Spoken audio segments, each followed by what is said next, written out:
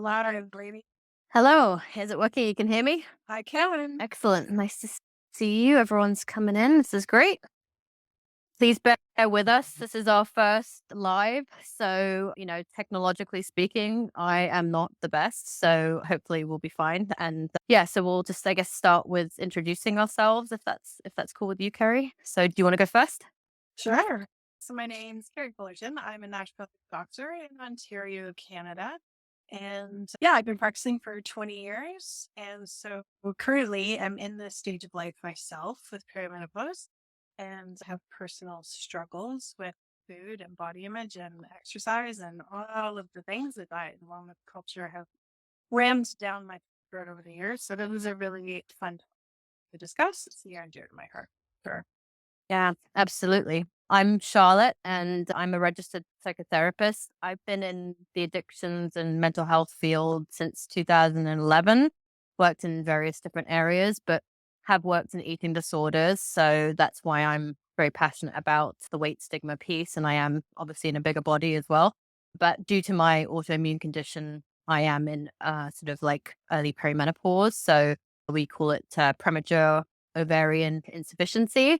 So it is something that's near and dear to my heart as well. And, currently I work with a lot of autistic and ADHD women and AFAB people. So people assigned female at birth who tend to have a lot of hormonal issues and struggle a bit more usually with the researchers with the transition into menopause as well. So I'm glad that we can have this discussion today. Yeah. Yeah. Well, I mean, you and I talk about it off all the time. We do. So Yeah, it's obviously one of my special interests because we do talk about it all the time. Yeah. yeah. Yeah. No, I think it's just such an important thing because I was just attending a short conference on the weekend, and this was one of the topics, not the weight stigma part, but the perimenopause part.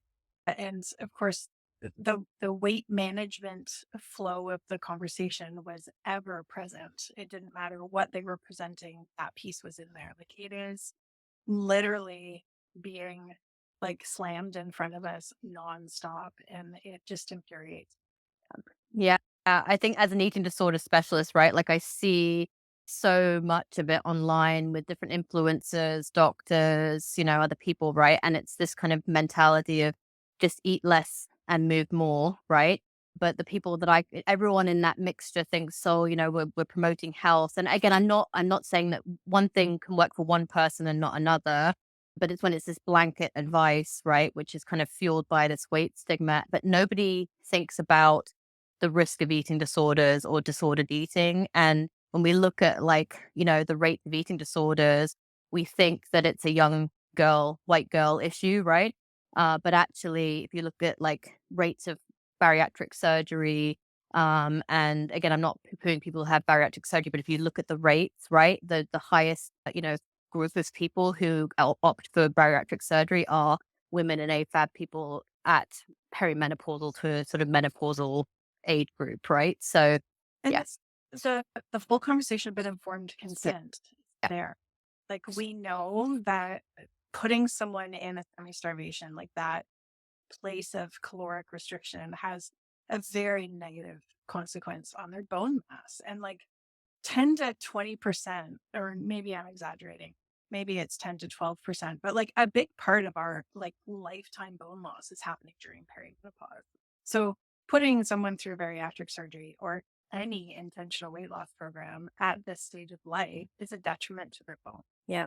And they need to know that it needs to be a conversation that is being had. And no one's discussing that. It's just like, "Ah, no big deal. Just get the surgery." It's kind of I think the problem is, right, is that you've got the intersection of women's and AFAB health has been completely disregarded for like centuries in medicine anyway. So again, the things that are associated, unless it's sort of like you're having a baby, whether it's autoimmune conditions, hormonal issues in general are just not understood and medical training isn't adequate in those areas. And I think when we hit a certain age, right, it's like, oh, well, you're kind of not useful anymore. So, because you're not having babies. So we're not really that interested anymore. Right. But the problem is like, we weren't living to like our 80s, 70s, 80s, a century ago. So again, like the decisions we make now, they don't just affect us now, like you said, they have implications 30 years later, right? And when it comes to dieting with that bone loss, even in our 20s with that chronic dieting and in our 30s, it can already be having impacts on things like our bone health. Yeah. 100%. Yeah. Then I was sharing with you when we were doing our little practice session, this sort of epiphany. And I mean, it's something that I say regularly and it frustrates me that, when AFAB people are born into and transitioning into puberty, we accept that body composition changes are part of that transition.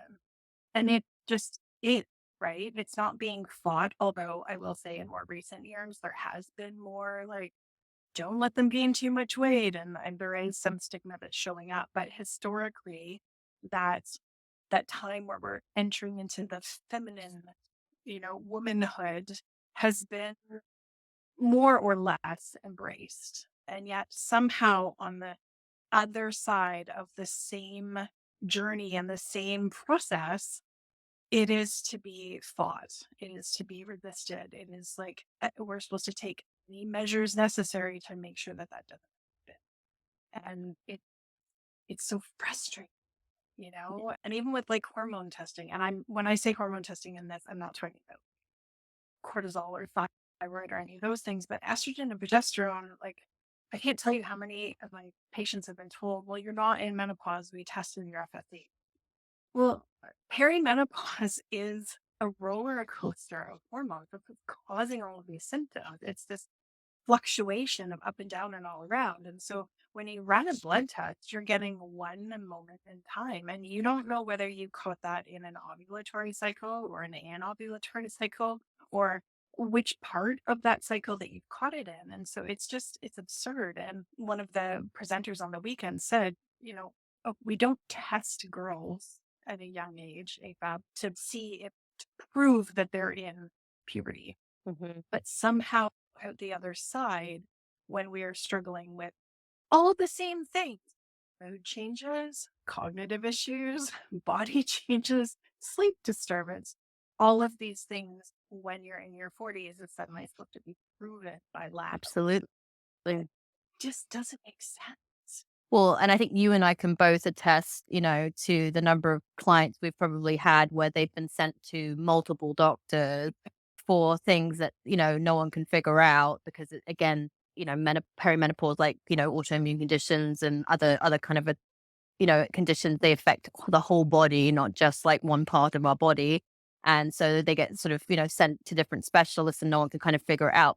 But again, I had one client, right, who not one person said, "Oh, I think you could be perimenopausal," right? And again, when you think about perimenopause, it can start 8 to 10 years before you actually go into like full stopping of your periods, right? So again, I get it all the time as someone with POI. Well, you're too young. You kind of had, you can't be in perimenopause. You're still having a period, all this kind of stuff, right? And actually, it's having effects on my body and my weight, my fat distribution. And again, I think that's something to talk about as well, is that, there's a difference in terms of, obviously we have the subcutaneous fat on our arms and legs and everything else. But when we start going into perimenopause, we start getting more like, visceral fats, right, with the dropping in hormones. And that's more hormonally driven. It's not calories in, calories out. So I see people all the time with disordered eating saying like I'm eating like nothing and I'm exercising 7, days a week and I'm actually not losing weight and I'm actually in some cases have gained weight. What am I doing wrong? And actually it's because again, we're not little men and we have different like things that happen in perimenopause. Can you speak to that like a bit more from a naturopath perspective? I mean, there's so many things that influence fat distribution, Mhm. right? And we know that the fat in certain parts of our body have different associations with different conditions.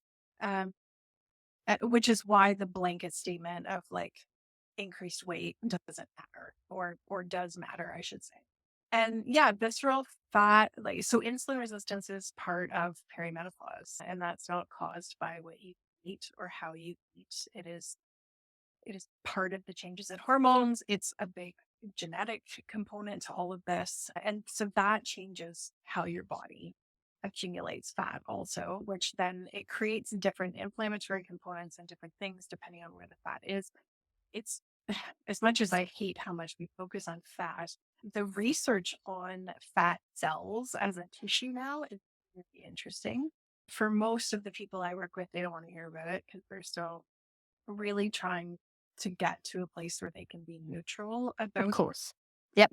They don't want to talk about this. Right? I agree. I just think it's important for us to understand But our bodies at the same time. So I completely agree with that where they're at, but hopefully someone might find this interesting on this kind of chat, right? in case anyone's watching, it's not a conversation that has to be had, right? The can still, even this stuff can be super triggering for people. Yeah. Which is, it's hard and it's disappointing. But again, it's because of this. I used the word fat at the conference and I watched a person visibly cringe because we were Mhm. talking about risk factors and I think it was specifically about breast disease and breast cancer. And so it's more prevalent in people over a certain BMI. And I said, well, like, is that because they don't get detected because nobody touches fat people? And she Mm, just, oh, and I was like, oh, right. I'm not amongst, I'm not amongst my peers right now where you and I use fat as a neutral. I'm a small yeah. fat. I'm not offended if you call me fat and I am not going to get up in arms about it.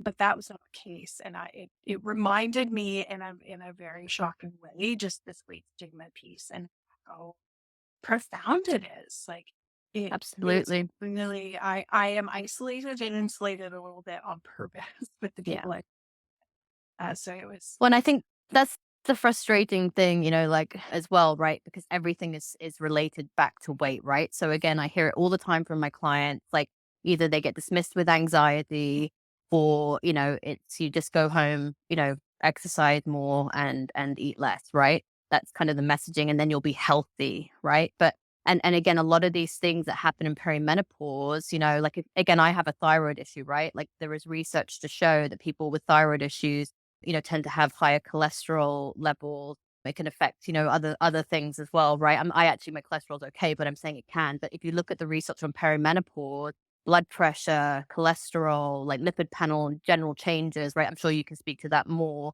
But again, it all gets just put down to, well, it's because of your yeah. weight, right? You just need to go and lose weight. But again, what are the consequences of that, Yeah. right? And does it actually work? Because I think from, most of us, what I see with my clients is they have spent years dieting, right? So the cyclical cycle, and over time, like again, like in the short term, yes, dieting can work, but I think the more we diet, actually, as we get older, the harder it actually gets to have the same result. And then it's the rebound effect, right? So then, a lot of us, 95 to 97% of us tend to regain the weight and more, right? So I see clients coming into their mid to late 30s, 40s. They're like, I've dieted all my life. I'm a higher weight than I was, when I started all this dieting. Why hasn't it worked? And now these things aren't working anymore for me, and my doctor's telling me, I need to go and lose more weight, but I need to do these things, but I actually feel worse. And I know, correct me if I'm wrong, but I was looking at research on, restrictive diets, right? Like very restrictive calorie diets. And, what they're finding now is that it can actually worsen hormonal issues and like obviously the inflammatory stress response in our body. So like, what are your thoughts on that? Yeah, I have so many thoughts from all the things that you just said. Sorry. Oh, it's I'm okay. like, No, it's and like yeah. first and foremost though, like semi-starvation is incompatible with life, right? So a diet that severely restricts your calories is not sustainable. It cannot be by definition, right? So it's absurd that we continue to do this. And when I'm reading the research, I'm like, I don't know why we're still doing research on this. It is not sustainable. It's not compatible with life. Can we please stop? And the other thing I wanted to just throw out there that I say to patients all the time, or non-patients who are arguing with me about this stuff, and they're like, "But weight loss." Like, okay, let's decide that we're going to agree that it helps. I'm not, but for the sake of argument, let's say weight loss is the answer. Fine. Again, not sustainable for the vast majority of people. The vast majority of people cannot maintain any significant weight loss for very long. So even if it were the answer, it's like saying, guess what, Charlotte? We have a solution. You just have to touch the surface of the moon and you're going to be fine, Hmm. right? Well, great. Maybe that is the answer, but how am I getting there to do that? Like it's Yeah. just work. So let's stop talking all of that weight cycling. We were talking about body composition and visceral fat. Like every time that you do one of these weight loss strategies, your body changes the way it stores fat and it increases visceral fat. And so there's just so much damage being done. And again, that informed consent piece is just, it's not there. They're not Yeah. talking about all these things that could happen Yep. and totally forgotten the actual question you asked. There's no, but, but again, it's like you said, it's that rebound effect, not just in terms of our weight from dieting. It's also like, again, it does have changes in our body. And, I was, actually speaking with like, my naturopath who focuses on like PCOS and other things. And she was talking about this research on very restrictive diets and how, those of us with hormonal issues, not even talking about menopause, it can actually worsen things over time, right? And again, when you think about nutrient deficiencies as well, like a lot of us who have autoimmune conditions or hormonal issues anyway, even before we hit perimenopause, it obviously can worsen those things. And again, as we get older, I think I was reading a paper actually, and they were saying like, seniors who intentionally diet, and we're talking like above 70, I think it's about a 40% higher mortality rate than the average population because of things like hip fractures and other kind of, secondary things, right? And also if they're having illnesses or surgeries, right? They're actually finding in research now that people who are, a little bit on the heavier side, right? They actually, do better in recovery from heart attacks and surgeries and other things as they get older because again, when we're losing weight so quickly, it's not just fat we're losing, right? It's nutrients and bone density, and especially again the research is all a lot of it been done on men, right? Not with our hormonal profile. So now that we're starting to see this research coming about showing that actually we're kind of working against ourselves because being strong as we age and keeping our mobility and our bone density, that is such an important thing, right? The changes in quality of life after a fracture when people are over 60 is absolutely astonishing. And Anna from Body Positive Fitness, her and I did an interview a while ago, and that was one of the things we really talked about was like, if you hate exercise and you're just not going to do it, practice one thing, and that's get up and down off the floor every day Yep. in whatever way you can and keep doing Yeah. that. And it's really keeping yourself on your feet and being able to balance exercises, things like that are they're just they're under appreciated because they don't burn calories, Yeah. right? And these are exercises that are going to result in weight loss, but are exercises that are going to result in a massive improvement in your quality of life and reducing your fractures. And that's really important as we get older. But again, all of these benefits and all of these, and that it gets lost in the conversation because of the weight stigma, right? Yeah. And even with, yes, and stretching, absolutely. Hmm. Natalie was jumping in. Yeah, stretching is super important because again, it keeps that flexibility and that mobility if we're stiffened up, right? Yeah. But what diet and wellness culture with the weight stigma take away from us is all of these benefits of these health promoting behaviors because Hmm. we see them as not working when our body size isn't.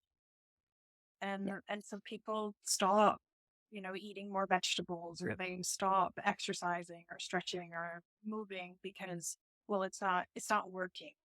And that's why I mean, I know for me, that's why I take a weight neutral approach with my patients and we focus on behaviors. Hmm.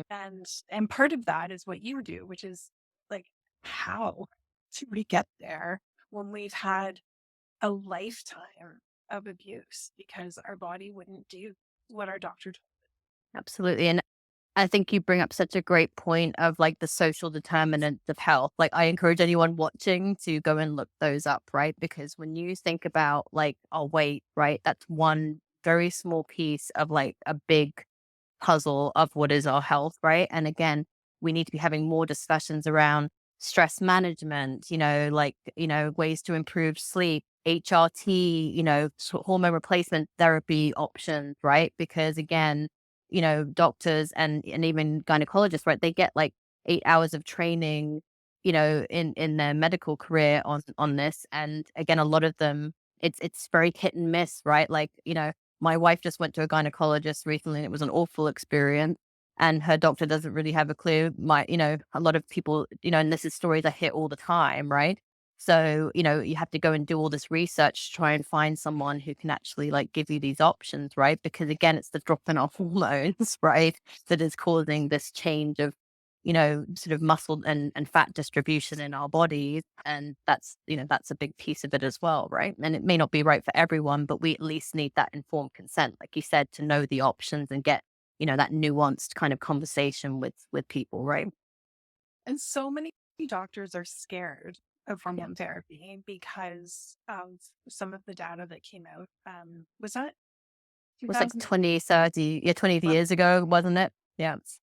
Might have been 2012. Might, anyways, whatever. There might be a one in there. There might not be. But the study came out, and oh my gosh, there's this increased risk of, and it freaked people out. And we've done so much more research since then. But again, if you're not actively looking for that research, but if you look at the Canadian guidelines from the Gynecological Yep. Association, their guidelines say, right, if someone is under the age of 60, if they are 10 years away from having menopause, last cycle, then it is by far and large a safe intervention to Mhm. give with exceptions, obviously, Of which is why course. we do risk assessments and why we put numbers into calculators and figure out whether or not it's safe for somebody. Hormone therapy is not appropriate for everybody, Yep. absolutely. But by and large, it is safe Yeah. for people who are asking for it. And it's not about how long you're on it, it's about when you started it. Because again, that was another one of those misconceptions, or it was a misunderstanding of the research, and that we thought that you had to, like, if you were on it for more than 5 years, so then we were delaying putting people on it. Mhm. And the benefit of putting people on it earlier is there is more prevention. Yep. Uh, Heart there disease is prevention, Alzheimer's prevention, like the list goes on, there's right? so many things, and so we don't have to be scared to have women on it, Yeah. um, or people on it for longer than 5 years. It's really when they started it Mhm. and at what age they are. So, Yeah. you're talking about putting someone who's 65 and hasn't had a period in 10 years on it. That's a very different conversation. Well, those changes have happened, right? Like those changes to the brain and other things. Absolutely. Yeah. Yeah, versus having somebody 45 who would like to start it because of all of the struggles that they're having. And it really affects the quality of life. I mean, I'm currently Absolutely. experiencing it myself, and it's mind-boggling now. I mean, yeah, it's remarkable. Well, and It's that's the piece, right? Like, it's like, I've had clients who have never felt anxious in their life, right? And then suddenly they're like, what the hell's going on with me? Like, I don't, I'm feeling anxious. I'm struggling with confidence. I don't want to, like things like driving, at night anymore, or, even go to the grocery store, and also like I have clients who, again, because I work with a lot of, ADHDers and autistic folks, who have PMDD, like, that sort of, so they can get very even suicidal before their periods, right? But it's the drop, it's the change, the change in the hormones very quickly. So again, they hit menopause and suddenly, you've got people who've never had suicidal ideation or anything in their life and they're feeling awful. And, the doctor's like, well, here's an antidepressant, right? And I'm not saying antidepressants aren't helpful, but again, we're missing the point of that shouldn't because of, like you said, the misinformation from that study 20 years ago, which was shown to be flawed. Now, like the rates of like first line intervention for, women getting, and AFAB people getting antidepressants as a first line treatment for menopause. Again, it's missing the point sometimes, right? Yeah. sometimes. And I also want to point out that, like, even if you have zero history of mental health challenges in your life, you are 4 times more likely than the average person to experience it during perimenopause. So it is very possible that antidepressant medications could help you, Absolutely. right? It could Yep. be a wonderful support. There are also natural things that Yep. we can offer for the same reasons.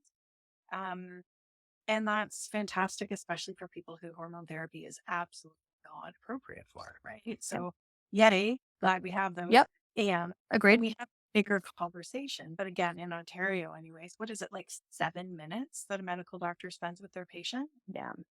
Like, you can't talk about your mental health, your sleep, your osteoporosis, a risk assessment for falling, your cardiovascular disease. Like, there's a lot of things to talk Mhm. about, and 7 minutes is not going to cut it, right?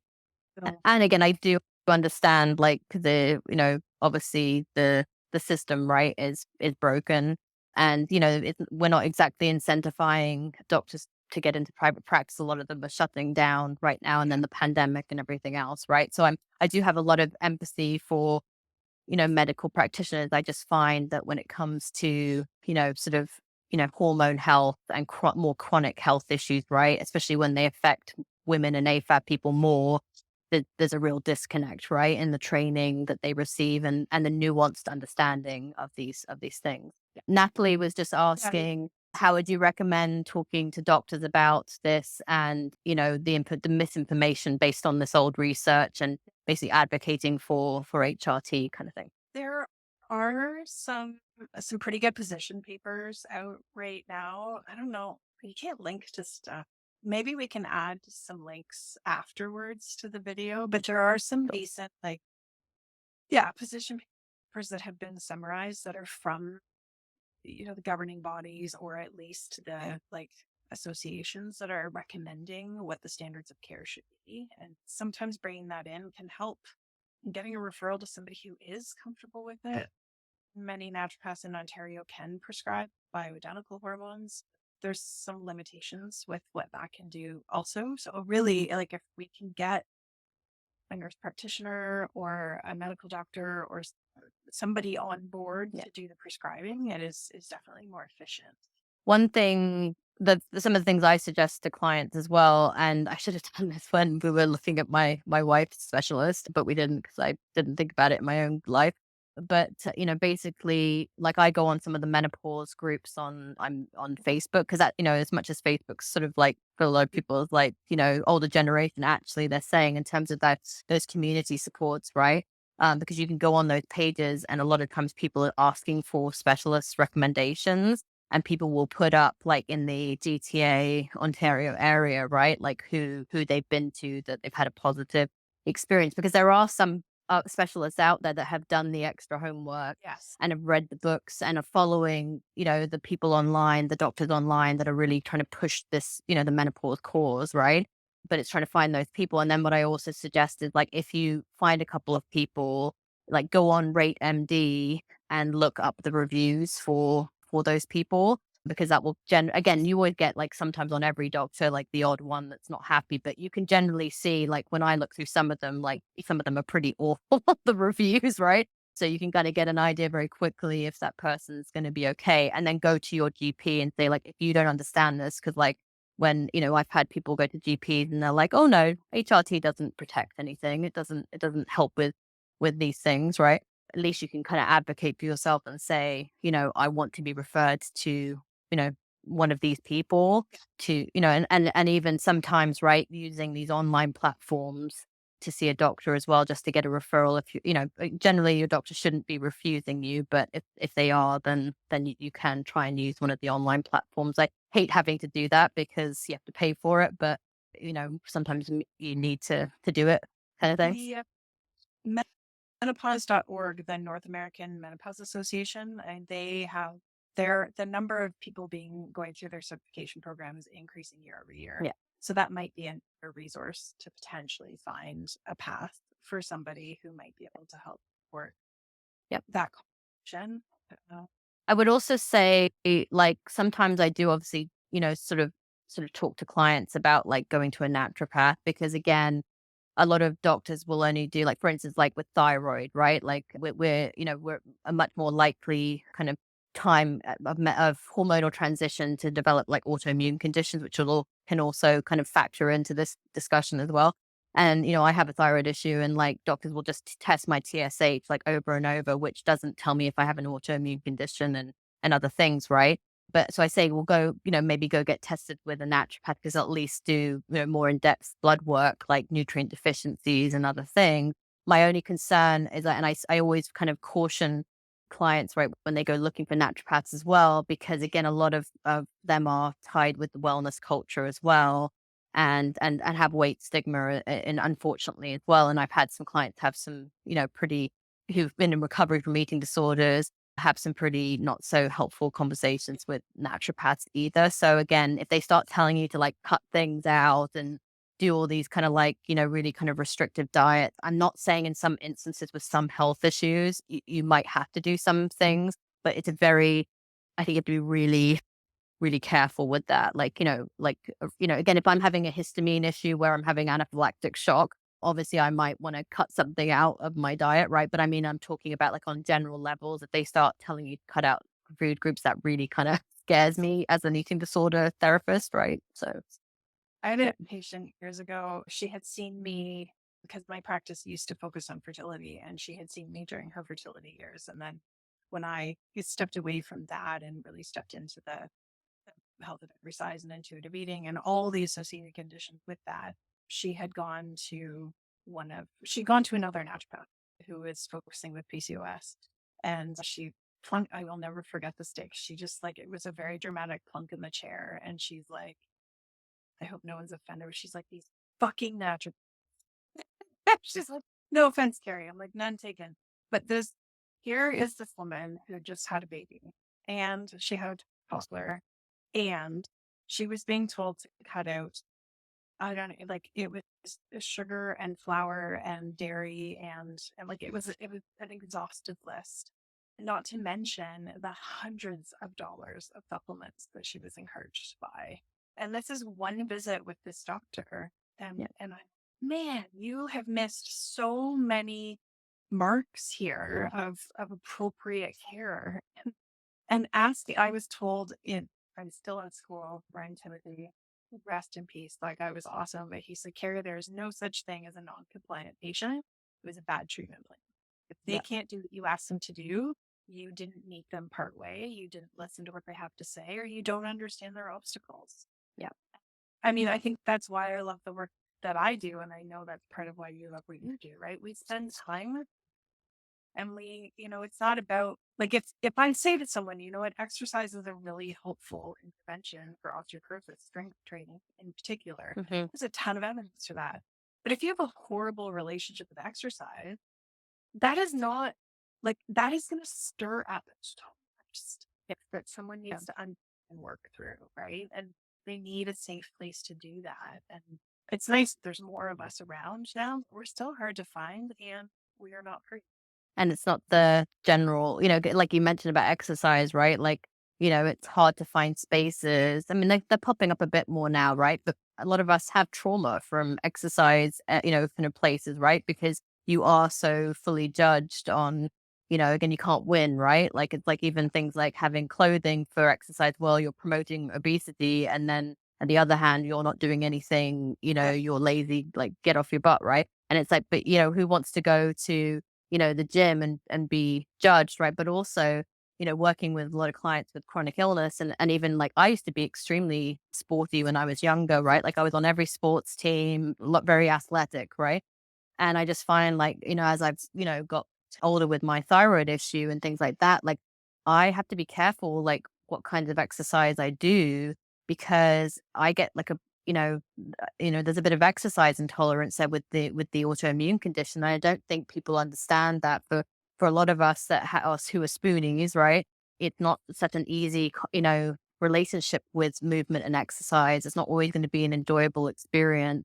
And we're always trying to sort of walk this fine line between knowing things like you said, like walking and other weight bearing exercises are good for, bone density and muscle mass and all these things. And trying to balance that with, exercises that, all types of movement that we don't get like the rebound effect after we do the exercise or movement, right? So it's tough to and doctors don't kind of understand, or a lot of people don't understand that. They just think, oh, you're just not trying hard enough, you're lazy, go away and just do better, right? Because that's our capitalistic kind of mentality, right? Shame and blame culture of, if someone's struggling, it couldn't just be like, obviously, that there's systemic issues, kind of barriers and misunderstanding. It's you just go away and do better, right? So, If if you want you it know, bad enough, you'll you make it happen. do it. Yeah. No, yeah, And yeah. that's the thing No, with the mental health piece, right? Is trying to unpack all of the years and years and years of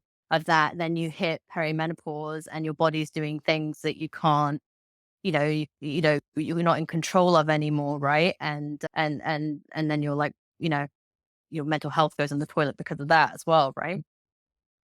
yeah, yeah, and we're, again, being told that I might get kicked off in 5 minutes, according to my phone. Oh, Um, okay.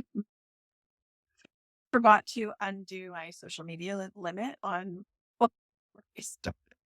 Okay, that's okay. I have a self-imposed 1 hour limits. But anyways, we understand that biologically our body is going to change in body composition, just like it did when we entered puberty. Mhm, And we're supposed to fight it with everything. And really, there's just not enough there's not enough conversation about consent and when we and it's dangerous. it is. And to circle back to where we started, which is the prevalence of eating disorders amongst people going through the Yeah. perimenopause are it's dangerously high, and it's very distressing for their life and their family and their just ability to go and enjoy anything. Mhm, And it's really problematic. And all of this is because, God forbid, you might gain some weight. mhm. Yeah, I agree. And just this kind of idea of like a one size thing fits all mentality, and it's, again, like, you know, not realizing that we are complex beings, right? Yeah, one of the notes I had made on the weekend was, there's risk, there's the risk of, and then there's your risk. And you want to work with someone who's going to help you figure out your risks, Yeah, not the. The is population based, and that doesn't apply to you. yeah, absolutely. I agree. Well, I guess we'll wrap up a little bit early, seeing as your phone's Oh, going to conk out soon. So, well, yeah, yeah, yeah. I'll stay on for a little bit and see if anyone has any questions. But so thank you very much for joining me today, Kerri, and maybe we'll have more conversations about this. But hopefully, for a few people who've joined today, they've got some information that will be helpful to them. it was fun as always. Love chatting with you. Same to you. Okay, I'll see you soon. Later. Bye.